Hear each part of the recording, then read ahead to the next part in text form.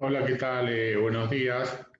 Esta es la segundo video que hago sobre sobre inversiones. ¿Sí? Muy contento de la repercusión que tuvo el video la semana pasada sobre el tema dólar. Quiero empezar haciendo unos agradecimientos, por supuesto, a todos los que lo vieron, a la gente que lo elogió, pero también principalmente a la gente que me hizo alguna crítica constructiva, sugerencia, para poder hacer este producto cada vez mejor. Voy a empezar por mi querida y más querida sobrina Brenda. Creo que estoy aplicando lo que me dijiste, al igual que algo muy similar me dijo Ariel Klein. Una especial mención al negro Norberto Ortiz, locutor, periodista, muchos años de trabajo en Crónica Televisión, que me dijo no solamente sobre el tema video, sino como algunas sugerencias muy útiles para armar la exposición. Quiero mencionar a mi amigo de toda la vida, Pablo Castro, que desde Miami vio el video y lo compartió con conocidos, dándome también sugerencias sobre qué temas presentar. Uno de los temas que me dijo que alguien le sugirió para que yo hable, sí, de la inflación. Voy a hablarlo muy rápidamente ahora. La inflación viene de la mano en Argentina indudablemente del dólar. O sea, ¿qué les expliqué yo la clase pasada? Cómo se componía el precio del dólar, cantidad circulante de pesos y cantidad de dólares en el país. La inflación, vamos a verlo de dos formas distintas. Por un lado, sigue el dólar por la producción argentina está muy compuesta de costos dolarizados a partir de una baja nivel de industrialización que tiene el país. Entonces, por un lado, la inflación va a estar atrás del dólar y por otro lado vamos a analizarlo, olvidándonos del dólar, como productos aparte. De vuelta, dijimos que el dólar era cantidad de pesos dividido cantidad de dólares.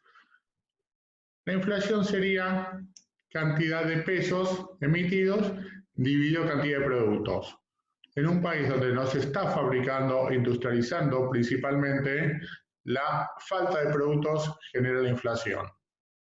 Bien, vamos a seguir adelante. Hoy vamos a hablar de la clase 1 del curso de análisis técnico y después al final voy a hablar de un poco qué pasó con el dólar del cual hablé la semana pasada, qué es lo que pasó durante esta semana.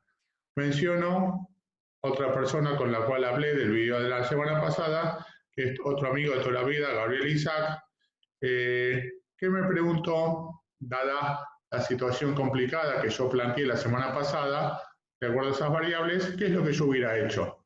Bueno, al final de esta exposición voy a dar mi punto de vista. Bien, vamos a empezar con el curso. Curso de análisis técnico. Acá les muestro el temario. Hoy vamos a ver la clase 1, la cual hablamos de la filosofía del análisis técnico, la teoría de Down y construcción de gráficos. Comencemos.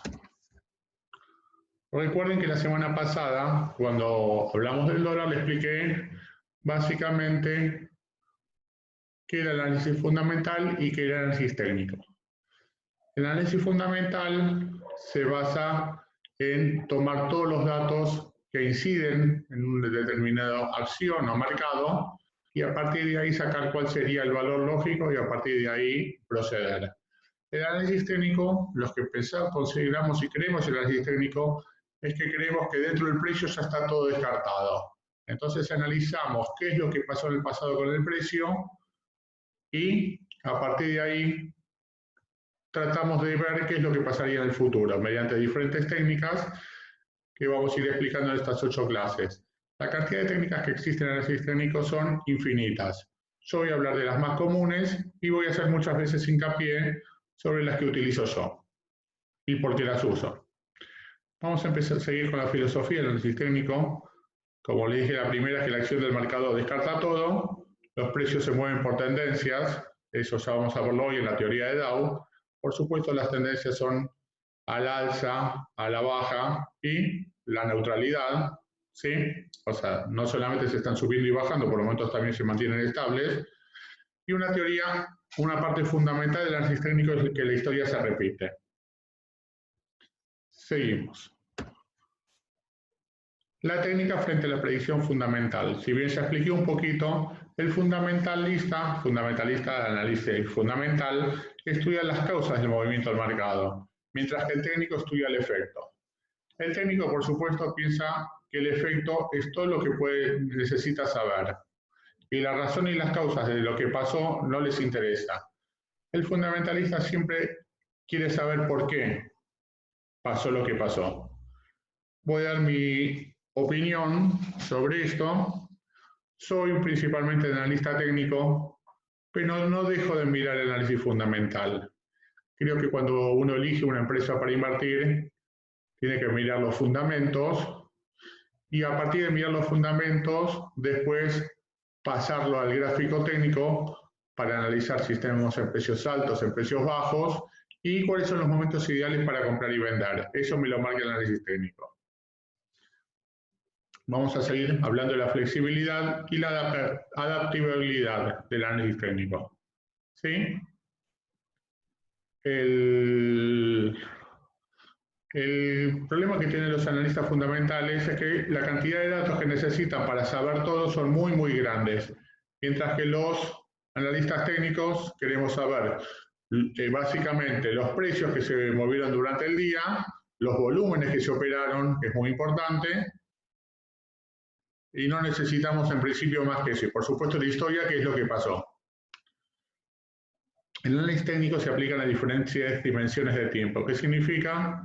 Tenemos gráficos de corto plazo y de largo plazo. ¿Sí? Para hacer gráficos de largo plazo sobre qué va a pasar, mirando las tendencias de largo plazo, analizamos gráficos seguramente con precios mensuales, semanales, tal vez anuales también para mirar muy largo plazo, pero también hay muchos, los que se llaman day traders, que hacen compras y ventas durante el día, que en ese caso gráficos diarios les parecen de muy largo plazo, necesitan gráficos de 1 o de 5 minutos.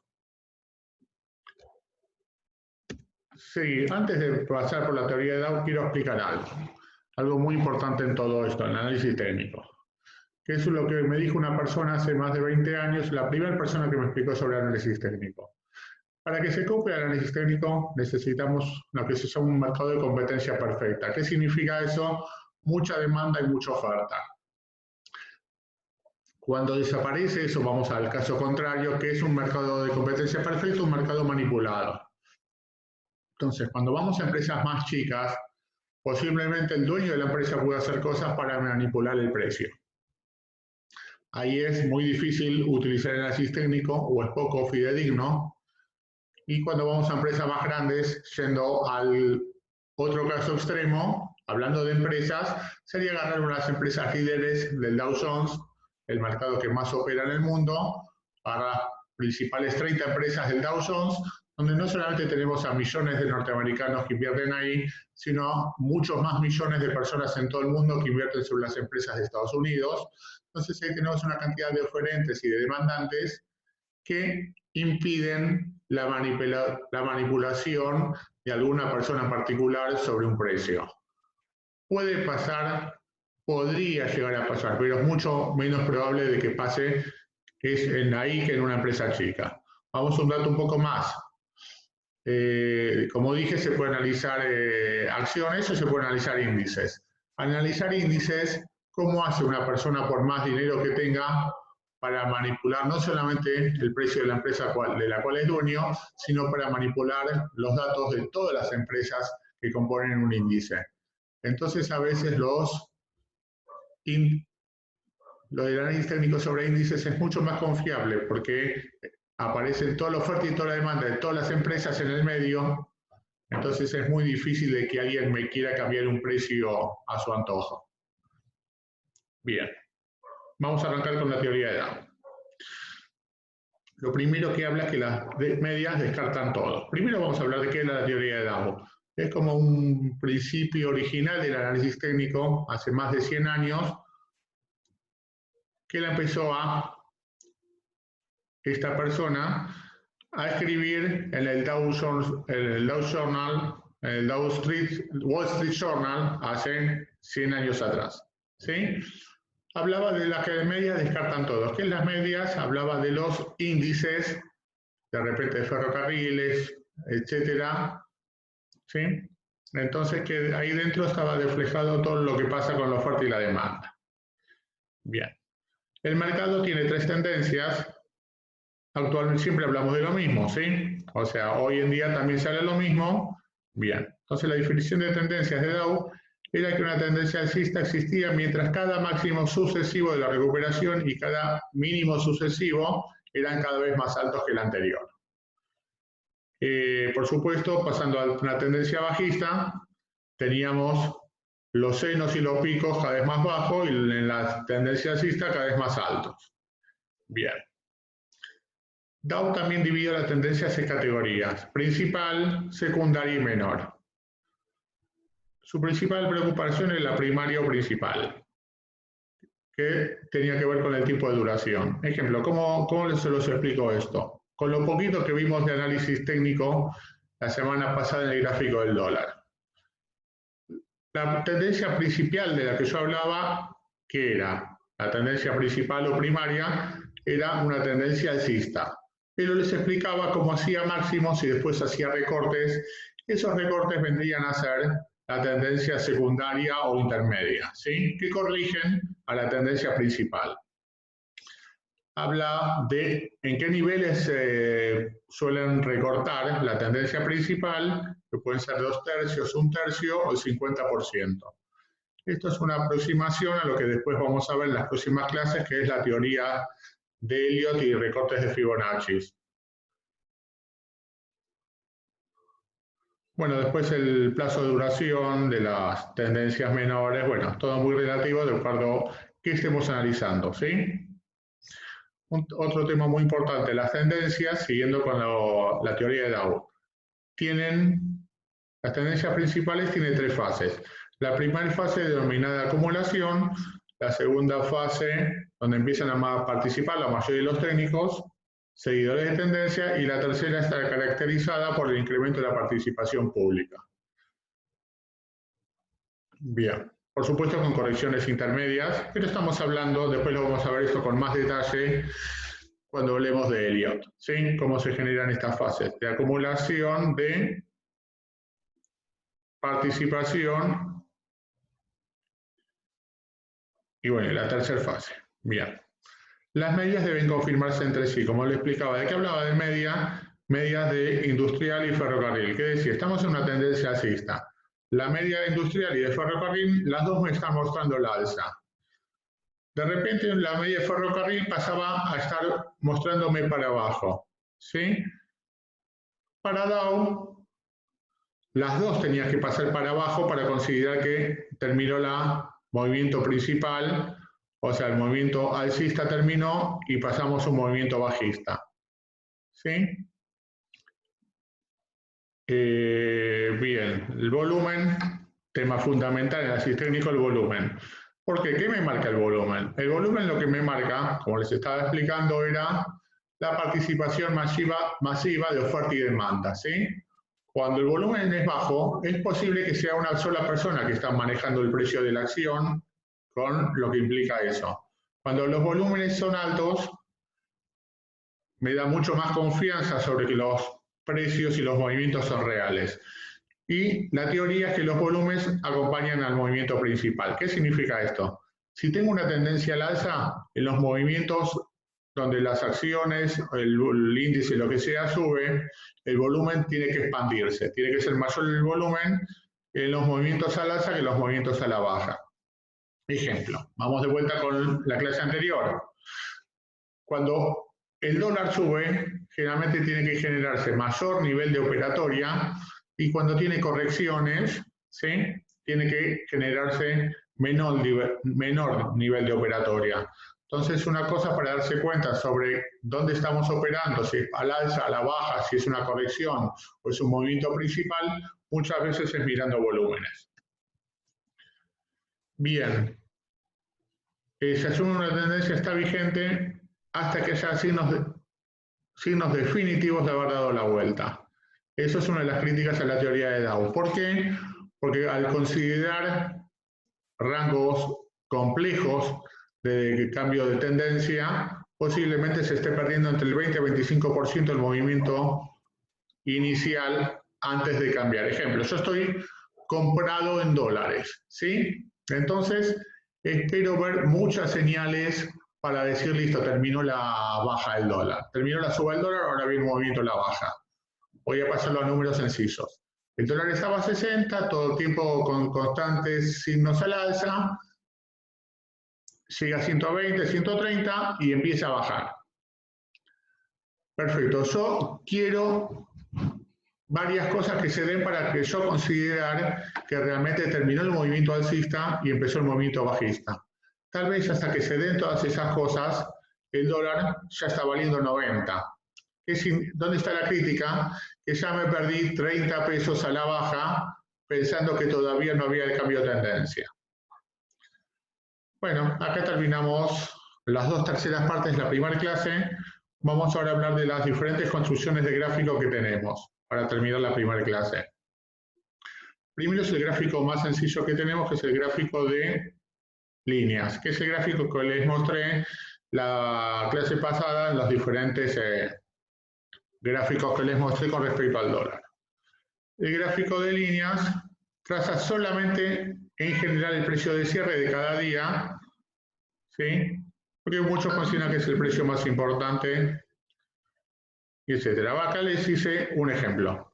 Día del 1 al 10, los precios de apertura, los precios de open, apertura, high el precio máximo, low el precio mínimo, close el precio de cierre y los volúmenes operados. A partir de estos datos, construimos el gráfico de línea con precios de cierre, ¿sí?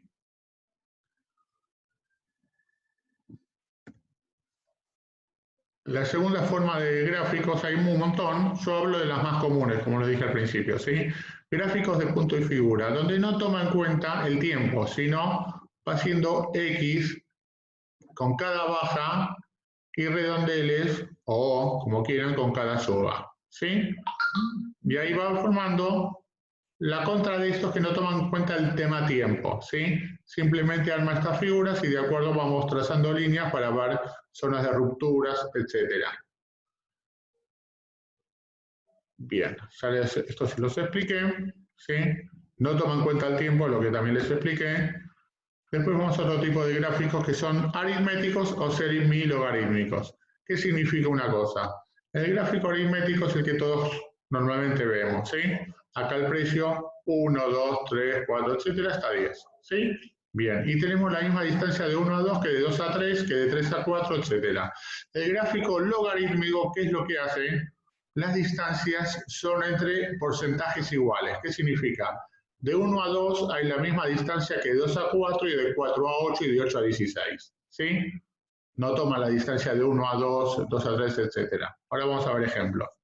Después el otro tipo de gráfico, que no vamos a ver ahora, les voy a mostrar un ejemplo, pero no lo vamos a ver porque después vamos a ver principalmente en la clase 8 el gráfico de velas japonesas. Vamos ahora sobre el mismo gráfico que es el gráfico del Dow Jones en el año 99, cómo se forman los diferentes tipos de gráficos. Acá tenemos primero el gráfico sencillo de líneas con precios de cierre. Seguimos por el gráfico de punto y figura, de vuelta, no toma en cuenta el tiempo, ¿sí? Pasamos al gráfico de velas japonesas. Y un gráfico bastante similar que es el gráfico de barras. ¿Qué significa? Vamos por parte. El gráfico de barras y de velas japonesas. Hacen dibujos diarios que incluye todos los precios operados, desde el máximo hasta el mínimo, ¿sí? Bien. Donde el gráfico de barras lo que hace es una rayita a la izquierda marcando el precio de apertura y una rayita a la derecha mostrando el precio de cierre. El gráfico de velas japonesas tiene la misma característica, donde se forma una figura que incluye todos los precios operados en el día, con una diferencia. Se forma un cuerpo. El cuerpo lo que hace es que toma, según si la vela es blanca, la parte de abajo del cuerpo es la apertura y la parte de arriba del cuerpo es el cierre. Y forman patas y antenas cuando hay mínimos y máximos que están por arriba de los precios de apertura o de cierre. Este es el gráfico, les adelanto, que más me gusta a mí para analizar. Acá está el gráfico de barras y acá están los gráficos aritméticos, sencillos como vemos acá, de 5.000 a 5.500, 6.000, 6.500, 7.000, etcétera, ¿sí? Y vamos a la diferencia con el gráfico semilogarítmico o logarítmico. Ven que las diferencias de 5 a 6.000, 6.000 a 7.000 se van, o sea, lo importante es sacar los porcentajes de suba, ¿sí? Entonces el gráfico se va achicando la parte alta del gráfico. Bueno, con esto terminamos la primera clase de análisis técnico.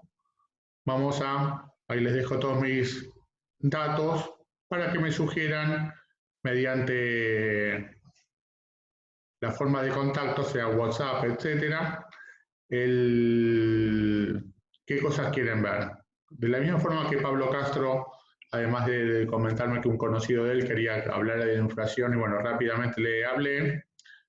Pablo Castro me recomendó también, que es la forma que seguramente les va a llegar ahora, subir los videos a YouTube. Y de esa forma no les va a llegar un video que a veces se complicaba en pasarse por WhatsApp, sino que por WhatsApp les voy a mandar los links de YouTube. Bien. Vamos a pasar ahora a las otras cosas que les dije que íbamos a ver hoy, que era la actualización de lo que vimos la vez pasada. Acá tenemos el gráfico donde tenemos cómo evolucionaron las reservas. Para abajo, la semana pasada terminaron 43.400 millones de dólares, hoy las tenemos 200 millones de dólares más abajo. El circulante total del dinero lo tenemos también a la baja, pero con mucho menos incidencia. Y acá vemos lo que sería el dólar técnico, donde bastante estable, pero en precios altos, ¿sí? Entonces acá tenemos el gráfico del dólar técnico, donde no hizo mayor variación, seguimos muy cercanos a los 100 pesos. Recordemos, como les expliqué, que el dólar real se mueve en un rango cercano a este dólar técnico, por arriba del dólar técnico cuando hay desconfianza, por debajo cuando hay confianza, ¿sí? Bien, no quiero dejar de mencionar que alguien importante en este país dijo que la suba del dólar no le preocupaba, pues no tenía ninguna razón de ser. Yo le preguntaría si no tiene ninguna razón de ser a la gente, mayoría, que compró dólares en 115, 116, 120 en el mercado dólar MEP o 130 en el Blue, si consideran que no tenía importancia el dólar. Bien, seguimos. Las reservas, les muestro el gráfico levemente a la baja, y el circulante de dinero que no baja, ¿sí? Vamos a ver el dólar MEP, ¿sí? El dólar MEP, arrancamos en 115, terminamos en 115 la semana pasada, tuvo una baja hasta los 112 y terminamos, sabemos, anteayer, el jueves, 122 pesos y 120 el viernes, ¿sí? Hice un gráfico para que se pueda ver bien los movimientos que yo les explicaba de más corto plazo, donde saqué una parte importante del año 19. Entonces vemos acá el movimiento como se está volviendo a dar lo que yo les expliqué. Teníamos máximos del 28 de abril en 117 pesos, se repite el mismo máximo el 5 de mayo y posiblemente ahora estamos, después del máximo de 123 pesos del día jueves, posiblemente está siendo el momento de recorte y posiblemente ese recorte no termine por debajo de los 117 pesos antes de seguir la suba. Una clara tendencia alcista. Bien, y vamos a terminar con ¿qué haría yo? Bien. Si bien, primero, políticas, si bien acá yo tomé como parámetros sencillos la balanza comercial compuesta de importaciones y exportaciones y la balanza fiscal compuesta de recaudación y gasto público. Primero, plan, ¿sí? Donde se toman en cuenta mucho más variables que estas 4 y se toman tiempos de mediano y largo plazo, ¿sí? Para que todo sea sustentable la planificación. Bien, entonces el tema fundamental. Yo no pondría ningún tipo de cepos, dejo al dólar completamente libre. Hoy tenemos un dólar oficial para importaciones y exportaciones de 70 casi, digamos. ¿Qué pasaría si sacamos el cepo y el dólar se iría a la zona real, que sería el blue o el MEP en 120? Las importaciones, indudablemente, sería menos atractivo importar con dólar 120 que con dólar 60, ¿sí? O 70. Por lo tanto, las importaciones bajarían. Si las importaciones bajarían, ¿qué hace? Baja el dólar. Las exportaciones indudablemente subirían. Prefiero exportar con un dólar de 120 y no con un dólar de 60. Por lo tanto, si suben las exportaciones, ¿qué pasa? El dólar baja. Al subir las exportaciones, generarían un aumento en la recaudación. Y si la recaudación subiría, ¿qué tenemos? Que baja el dólar. Y ahí el gran problema, ¿qué hacemos con el gasto público? Tal vez podríamos no recortarlo si tenemos una fuerte recaudación que lo cubra completamente. Y por lo tanto no tener la necesidad de hacer emisión monetaria que incrementaría el circulante de pesos. ¿Yo el gasto público lo bajaría? No sé. Tal vez lo que hago, sin indudablemente, es hacerlo eficiente. No es lo mismo un gasto público para mantener a familias enteras tomando mate en su casa que aumentar el gasto público generando obras y generando la misma salida de dinero del Estado, pero haciendo obras y dándole dinero a gente por trabajos que realiza.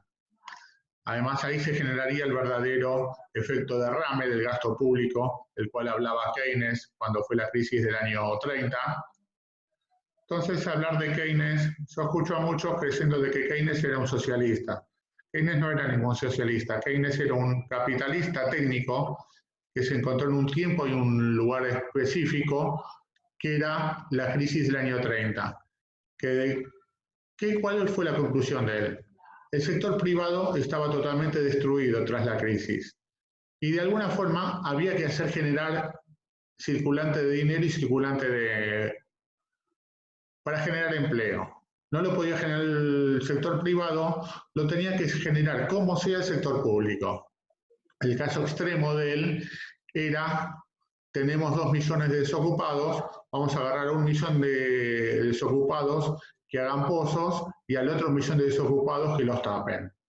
Bueno, eso se llama ineficiencia del gasto público. Yo creo que el gasto público, independientemente de alto o bajo, tiene que ser eficiente, tiene que centrarse en las cosas importantes para generar realmente la reactivación del sector privado. Bueno, creo que eso es hoy terminamos la exposición. Gracias a todos, espero por supuesto sugerencia. Muchas gracias a todos. Y bueno, y seguramente la semana que viene estaremos con la clase 2 del curso de análisis técnico. Muchas gracias.